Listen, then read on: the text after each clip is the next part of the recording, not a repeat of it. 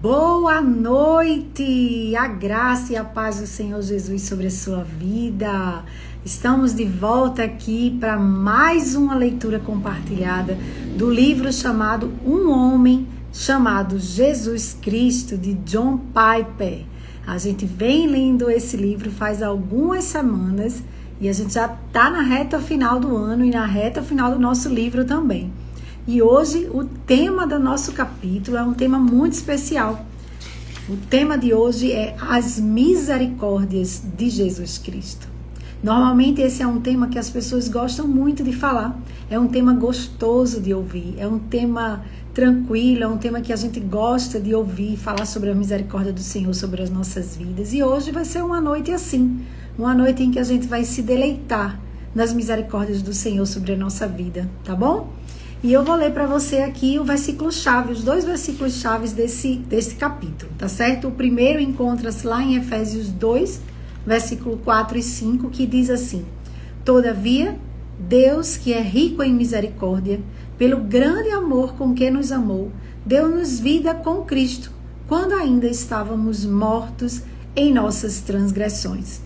E o segundo versículo está lá em Hebreus 4, versículo 16, que diz assim: Assim, aproximemo-nos do trono da graça com toda a confiança, a fim de recebermos misericórdia e encontrarmos graça que nos ajude no momento da nossa necessidade. Então vamos lá? Vamos começar nosso capítulo de hoje? Nosso capítulo de hoje está cheio de história bíblica para a gente ver. Vamos lá, diz assim: Deus é o ser mais rico do universo. Ele possui muito mais que qualquer outra pessoa. Ele é o proprietário de todos os seres humanos e de tudo o que os homens possuem. Quando criamos alguma coisa, ela nos pertence. E Deus criou tudo, inclusive o ser humano. O Salmo 100, versículo 3, diz assim: Ele nos fez e somos dele. Somos o seu povo e rebanho do seu pastoreio. E aqui eu já quero dar um adendo para você. Que salmo lindo, que texto maravilhoso. Quando a Bíblia diz assim, que somos dele. Nossa, essa sensação de pertencimento ao Senhor é algo que inunda o nosso coração, ou que deveria nos dar tamanha alegria. O fato de o Senhor nos possuir, de sabermos que somos do Senhor e que estamos nas mãos de um Deus tão misericordioso. Isso é maravilhoso demais. E o texto continua aqui: existe um dono supremo do universo, Deus. Todas as outras pessoas são depositárias de seus bens. Nem nós, nem o que possuímos é nosso.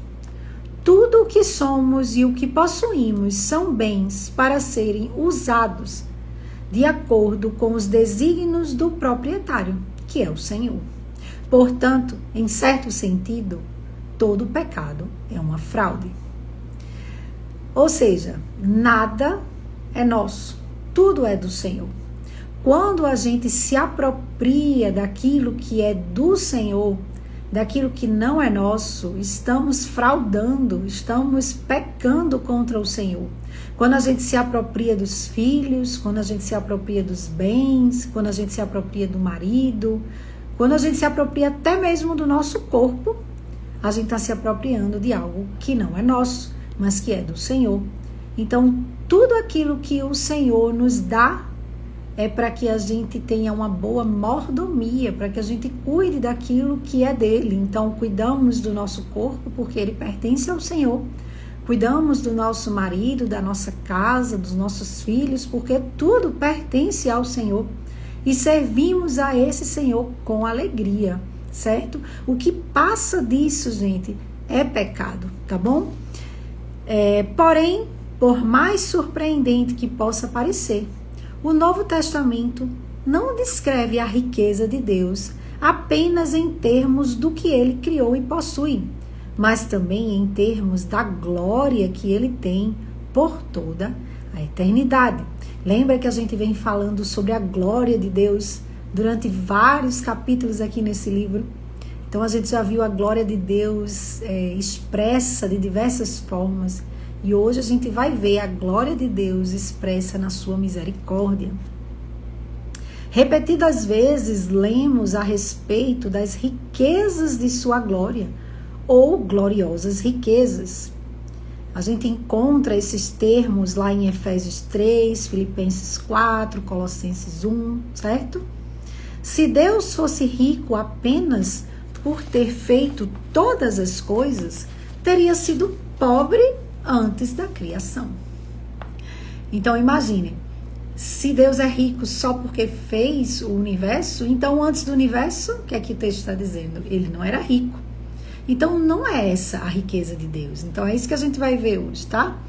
Isso significa que ele criou tudo por necessidade e seria dependente da sua criação, mas não é isso que acontece. Mas não é essa a descrição de Deus encontrada na Bíblia. Deus não criou todas as coisas para ficar rico. Ele criou todas as coisas para exibir riqueza. A riqueza de sua glória para o louvor de seu povo. É isso que está lá em Efésios 1, tá bom? O Novo Testamento destaca de maneira mais específica que a riqueza da glória de Deus é, em seu ápice, a riqueza de sua misericórdia. Esta é uma afirmação que o mundo trata com desprezo. Lá em Romanos 2,4 diz assim: as riquezas da sua bondade, tolerância e paciência. Então, o mundo tem desprezado a bondade de Deus e a glória de Deus em sua misericórdia. Deus criou e redimiu o mundo para tornar conhecidas as riquezas de sua glória aos vasos de sua misericórdia, que preparou de antemão para sua glória. Romanos 9:23.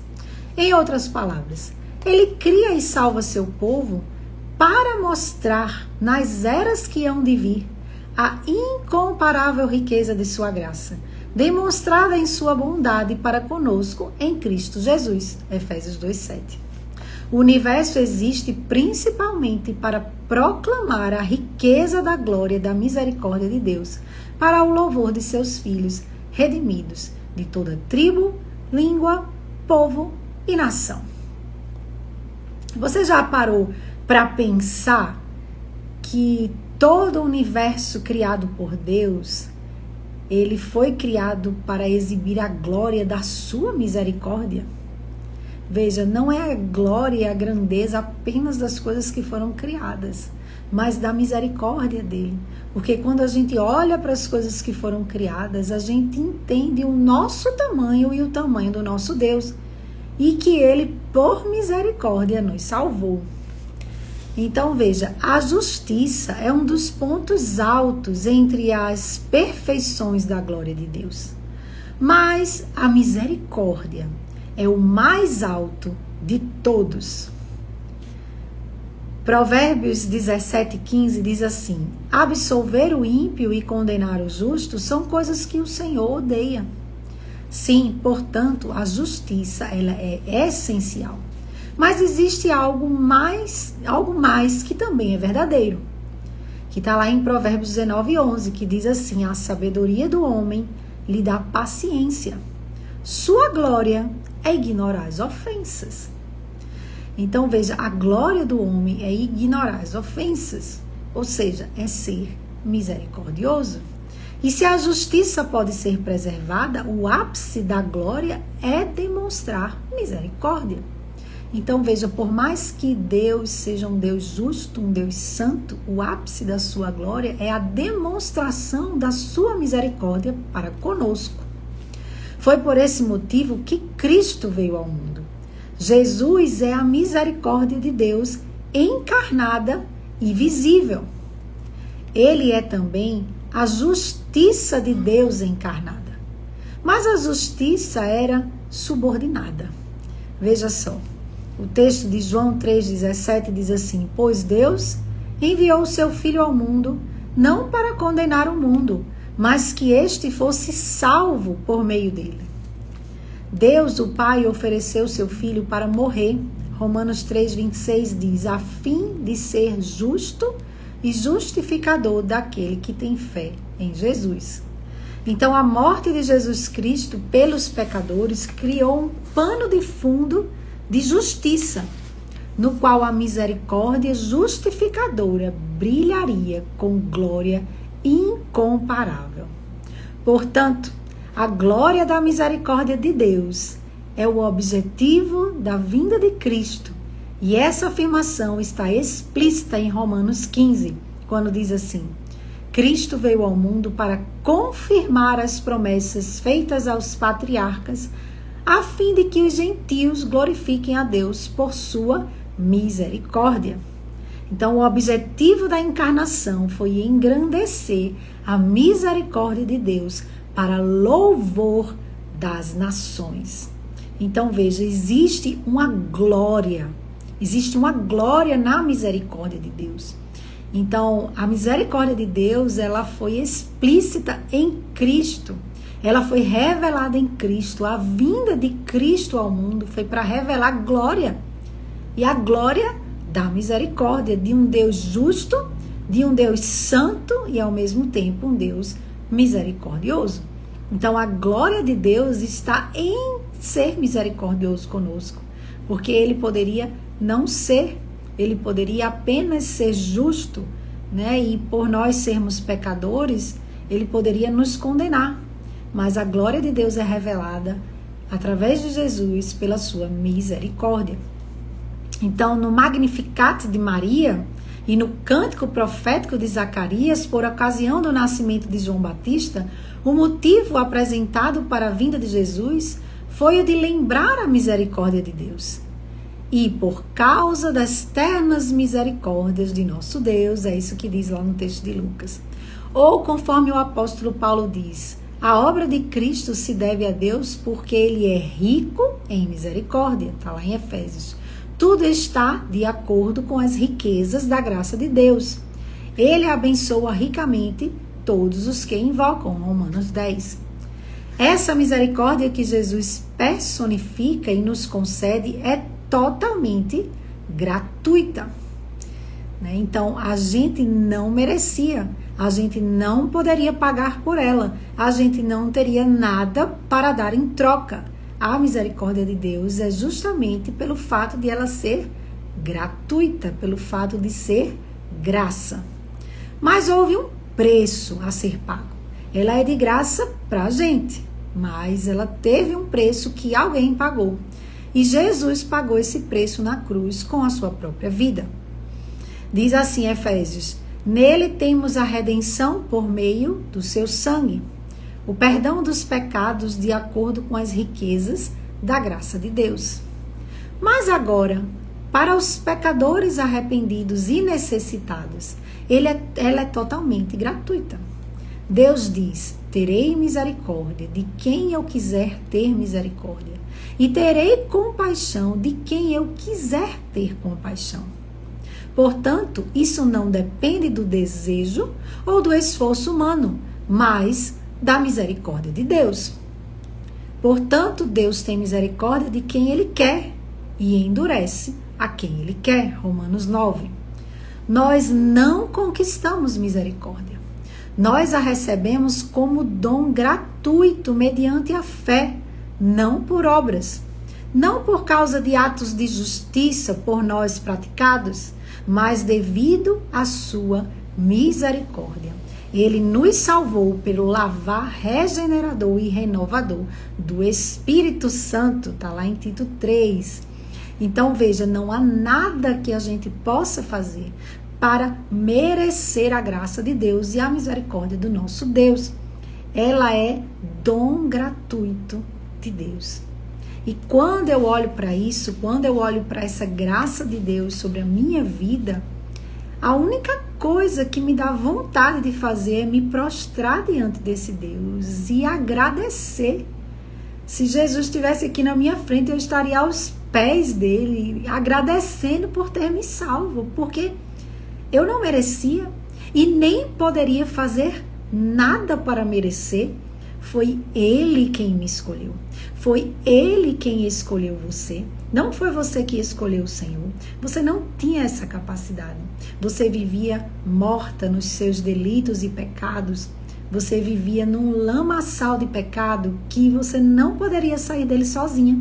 Mas o Senhor, com mão forte e poderosa e por misericórdia, lhe resgatou do lugar onde você estava e lhe trouxe para o seu reino, o reino do Filho do seu amor.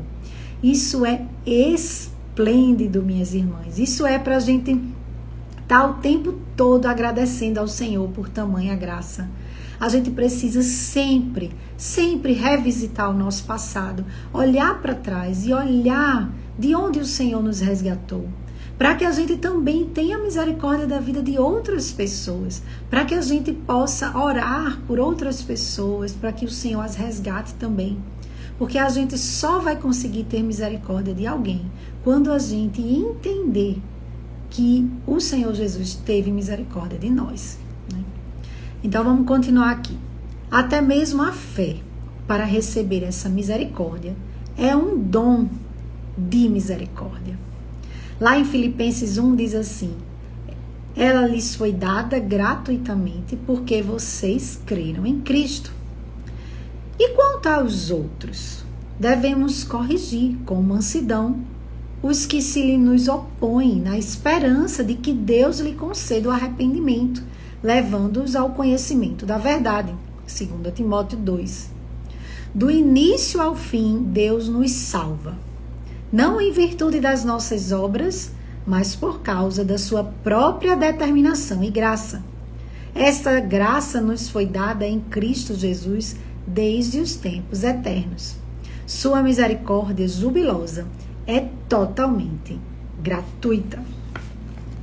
Uma vez que Cristo é a riqueza encarnada das misericórdias de Deus, não é de surpreender que sua vida na terra tenha sido uma prova sem contestação da abundante misericórdia oferecida a todos os tipos de pessoas.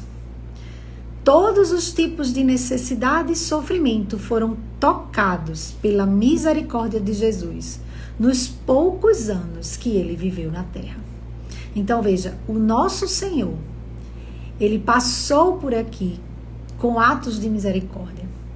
Nós hoje somos pequenos cristos. Isso é o significado de ser cristão. Então a gente precisa olhar para Jesus e olhar como Jesus olha para as pessoas, para que a gente haja conforme o nosso mestre. A gente vai ler aqui alguns textos bíblicos que contam histórias de como Jesus teve misericórdia da vida de pessoas que passaram por ele. E a gente precisa olhar para a nossa vida e pensar: quem tem passado por nós? Quem são as pessoas que estão no nosso caminho? Será que a gente olha para elas com olhar de misericórdia, assim como o Senhor olhou? Ou será que a gente passa ao largo, nem percebe as pessoas e a gente tem tanta gente sofrendo ao nosso redor e a gente nem tem percebido? Será que a nossa vida está tão ensimesmada, a gente está pensando tanto na gente, nos nossos problemas, querendo que o Senhor resolva o nosso problema, querendo que o Senhor tenha misericórdia da nossa vida, e a gente mesmo não está tendo atos de misericórdia? A gente não tem olhar de misericórdia para as pessoas? Vamos pensar um pouquinho sobre isso.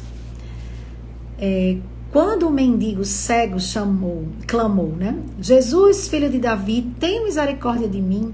Muitas pessoas ficaram contrariadas, né? Ou constrangidas e indignadas.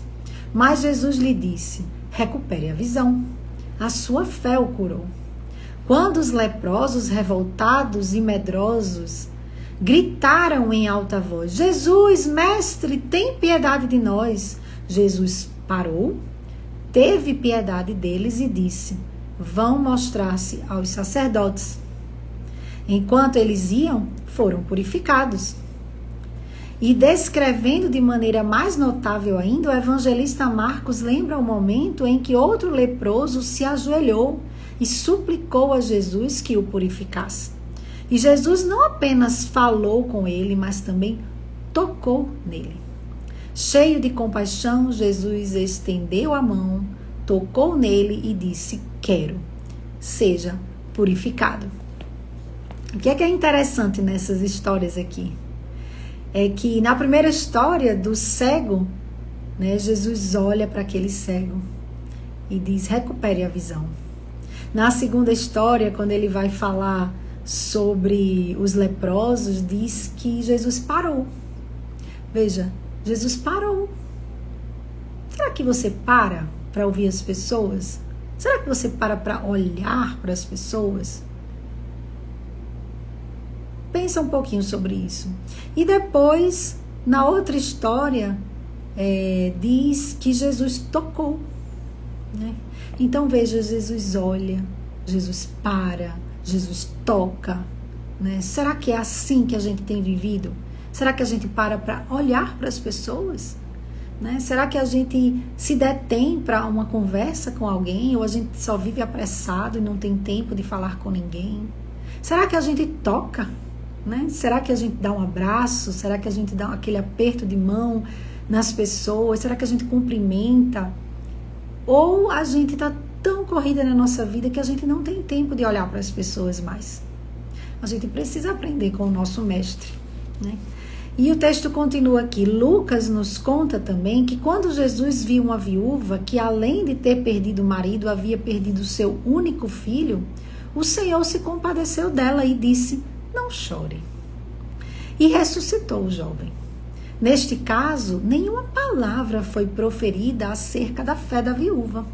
Foi um transbordamento gratuito e generoso de misericórdia divina, mesmo sem que Jesus questionasse a fé daquela mulher.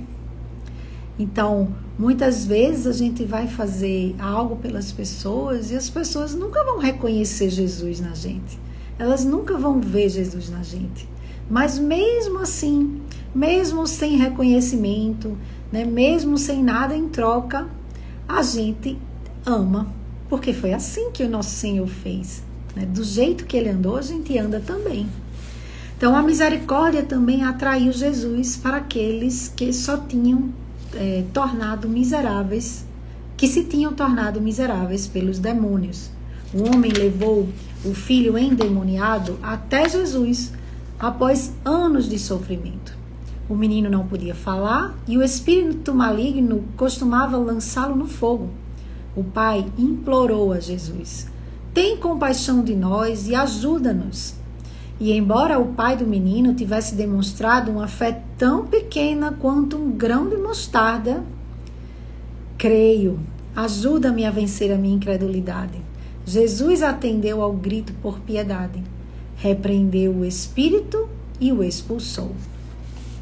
E quando o homem possuído pelo demônio não tinha ninguém para ser seu defensor e não podia crer em Jesus nem submeter-se a ele, como no caso do endemoniado Gesareno, o Senhor o libertou e a seguir explicou que fizera aquilo por pura misericórdia. Vá para casa, para sua família e anuncie-lhe quanto o Senhor fez por você e como teve misericórdia de você. Veja, aquele endemoniado é o retrato do pecado. Aquele endemoniado ali, ele prova para a gente que a gente não tinha condições de escolher o Senhor Jesus. Ele estava preso em cadeias. O diabo estava tomando conta da vida dele. Ele não tinha como clamar pelo Senhor Jesus. E se a gente olhar para essa história, a gente pode se ver nela. A gente também não tinha condições. A gente vivia cego, a gente vivia surdo, a gente não ouvia o Senhor. Mas o Senhor disse: eu quero libertar, eu quero libertar ela. Então, abre os olhos, vê, olha para mim. E agora volta para tua casa e conta para tua família tudo aquilo que o Senhor fez por você. Né? E o texto continua aqui. E essa misericórdia foi maior ainda porque aquele homem não era judeu, mas um estrangeiro igual à mulher cananeia que gritou: Senhor, filho de Davi, tem misericórdia de mim. Minha filha está endemoniada e está sofrendo muito. Nem os demônios, nem a distância que mantinham o povo gentil afastado do povo de Israel detiveram a misericórdia de Jesus. Então, a misericórdia de Jesus não foi despertada apenas pelo sofrimento, mas também pelo pecado. Quando Jesus comeu na companhia de coletores de impostos, né, e pecadores, os escribas e fariseus o criticavam, mas Jesus contou 3 parábolas para explicar seus atos. Uma foi a parábola do filho pródigo, né, o ponto mais alto dessa parábola representa Deus cheio de compaixão pelo filho mergulhado no pecado que voltava para casa. Né, estando ainda longe, seu pai o viu e cheio de compaixão correu para seu filho e o abraçou e beijou. Em outras palavras, Jesus comeu na companhia de coletores de impostos e pecadores por ser ele o exemplo humano da terna compaixão do Pai pelos pecadores. Então Jesus mostrou essa compaixão não apenas por pecadores e sofredores individualmente, como também por multidões inteiras. Ele não olhou para o povo em desprezo nem com indiferença. Certa vez, quando uma grande multidão seguia e não tinha o que comer, Jesus olhou para aquele povo e disse: tenho compaixão desta multidão. Já faz 3 dias que eles estão comigo e nada têm para comer. Em outra ocasião, não foi a fome, mas a busca espiritual pela verdade que o encheu de compaixão pelas multidões. Quando Jesus saiu do barco e viu uma grande multidão, teve compaixão deles, porque eram como ovelhas sem pastor.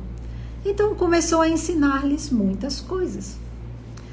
Então, uma das afirmações mais arrebatadoras feitas por Jesus acerca da misericórdia de Deus acha-se em Oséias 6:6.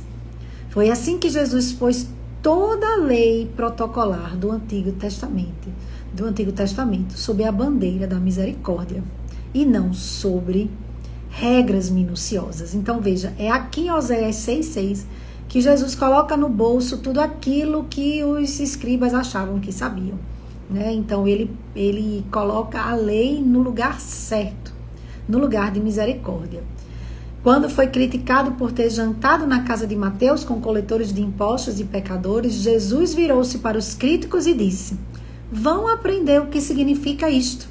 Desejo misericórdia, não sacrifícios. Oséias 6:6. Então o texto de Oséias diz assim: o desejo do Senhor é pela misericórdia e não por sacrifícios. Então Deus não deseja que você cumpra regras, minha irmã. Deus não deseja que você seja um crente exemplar, aquela que mostra para todo mundo que faz tudo certo. Não é isso. Não é isso. Não se trata de regras. Não se trata de bater ponto todo domingo na igreja. Não se trata de participar de todas as EBDs. Não se trata disso. Não se trata de servir na igreja. É bom fazer tudo isso. É agradável ao Senhor. O Senhor se agrada. Mas o que Deus quer de verdade é misericórdia. Não adianta você estar todo domingo na igreja se você não ama o próximo. Isso não é cumprir a lei de Deus. Cumprir a lei do Senhor é amar o próximo. O resumo de toda a lei é o amor. O amor ao próximo, certo? Então ele diz: pois eu não vim chamar justos, ou seja, eu não vim chamar aqueles que se acham justos, aqueles que acham que fazem tudo certo, mas eu vim chamar pecadores. Eu vim chamar aqueles que sabem que precisam de um Salvador. Mateus 9. E quando os discípulos foram repreendidos pelos fariseus por terem colhido e comido espigas no sábado, Jesus disse: se vocês soubessem o que significam estas palavras, e aí ele abre aspas, desejo misericórdia, não sacrifícios, não teriam condenado inocentes. Em outras palavras, todo o ministério de Jesus foi marcado pela compreensão de que a misericórdia é o significado supremo da lei de Deus. E pelo fato de Jesus não ter vindo para abolir a lei, mas para cumpri-la, ele foi a encarnação e manifestação da riqueza e da misericórdia de Deus. O mesmo se aplica ao Jesus de hoje. A esse respeito, Jesus Cristo é o mesmo ontem, hoje e para sempre. E por isso que Deus, também chamado Pai das Misericórdias, 2 Coríntios 1, nos exorta a nos aproximarmos do trono da graça por meio de Jesus Cristo, que se compadece das nossas fraquezas. Veja, isso é muito interessante. o Senhor se compadece das nossas fraquezas. E quantas vezes a gente não se compadece das fraquezas do outro? A gente só quer que o Senhor se compadeça das nossas fraquezas. A gente só quer que o Senhor tenha misericórdia da nossa vida. Mas quando alguém vem pedir perdão pra gente, será que a gente age com misericórdia? Será que quando alguém erra diversas vezes conosco e vem pedir perdão diversas vezes, será que a gente dá outra chance? Ou a gente esquece que é isso que Deus faz com a gente? A gente deve agir com o outro assim como Deus age conosco.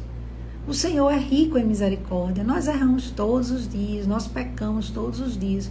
E o Senhor está sempre lá por nós. Né? Jesus é o nosso sumo sacerdote, imaculado e plenamente suficiente. Ele se ofereceu como nosso substituto, com perfeita obediência e perfeito sacrifício. Todas as misericórdias do Pai pertencem àqueles que se aproximam de Deus por meio da fé em Jesus. Assim, aproximemo-nos do trono da graça com toda a confiança, a fim de recebermos misericórdia e encontrarmos graça que nos ajude no momento de necessidade. Hebreus 4. E a gente caminhando aqui para o fim, diz assim: é no trono de Deus que as misericórdias são mantidas. Aí existe riqueza infinita, poder infinito e sabedoria infinita. E tudo isso está a serviço da misericórdia por causa de Jesus Cristo, a misericórdia divina encarnada. Quer você aprenda isso por meio da alegria ou por meio do sofrimento, conforme ocorreu com Jó, em tudo que você fizer, lembre-se de que o Senhor é cheio de compaixão e misericórdia. Tiago 5, 11. Lembre-se disso o tempo todo. Lembre-se disso na sua vida, quando você estiver clamando por misericórdia. E lembre-se disso quando você estiver diante do outro, para você ter misericórdia do outro também.